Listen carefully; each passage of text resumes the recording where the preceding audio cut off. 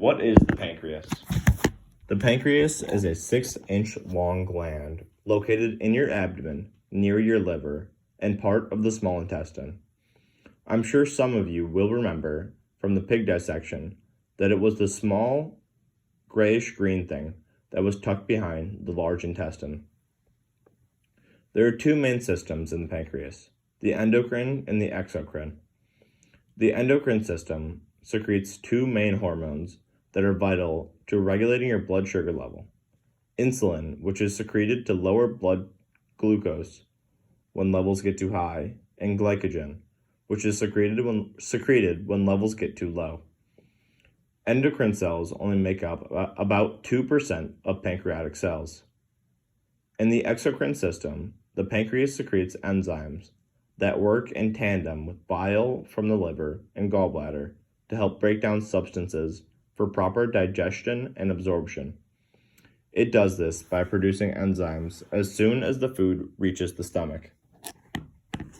Then, bile from the gallbladder and the enzymes are released into the duodenum to help digest fats, carbohydrates, and proteins so they can be absorbed by the digestive system. Almost all cells in the pancreas are in the endocrine system, so it makes sense that almost all cancer cells are also in the endocrine system.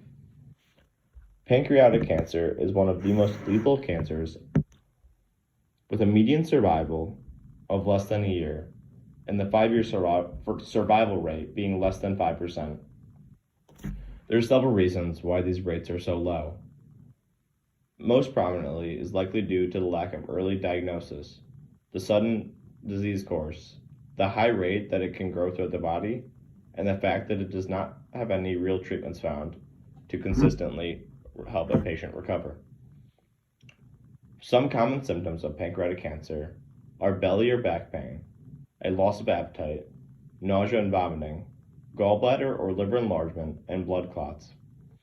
Some factors that can put you at risk for pancreatic cancer is smoking, diabetes, chronic inflammation of the pancreas, a family history of genetic syndromes that can increase cancer risk, a family history of pancreatic cancer, obesity, or simply just old age.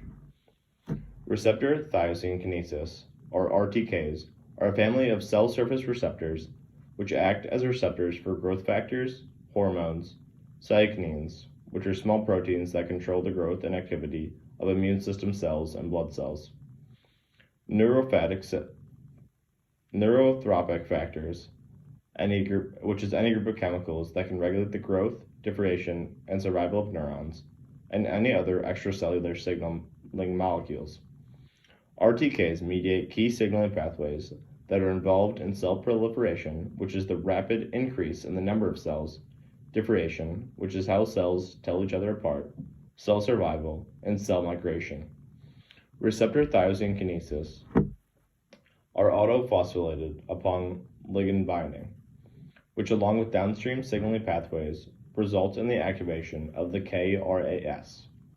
The KRAS receives a signal from the RTK. This signal could be GTP, which will activate the expression of nucleotide synthesis and increase the uptake of glucose. This is to increase cell growth and to keep it alive. Or it can send GDP, which will deactivate nucleotide synthesis and increase the uptake of glucose when a cell is grown to the appropriate size. And it can shut down completely when it receives the signal that the cell needs to die. The KRAS sends the signal to the RF, which triggers the MEK, which simply works to amplify the signal. This amplified signal is received by the ERK.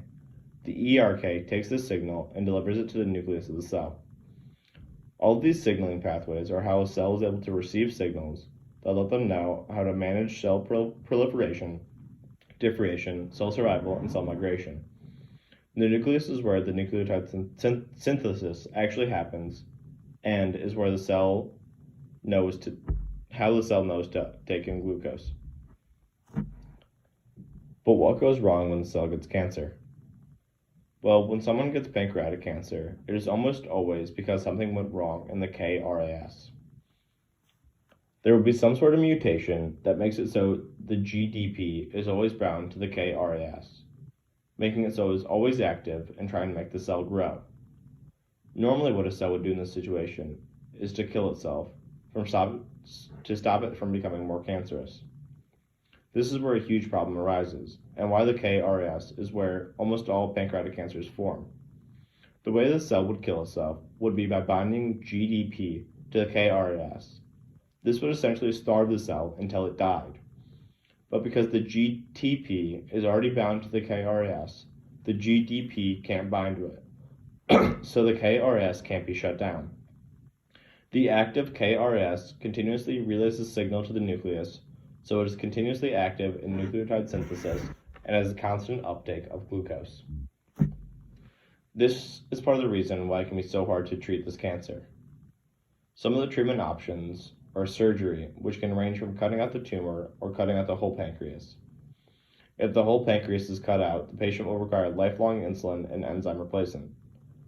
But this is only available to those who are able to catch on to the cancer quickly, which almost never happens. Other options are chemo and radiation therapy, but these treatments don't work most of the time because of how fast the cancer spreads.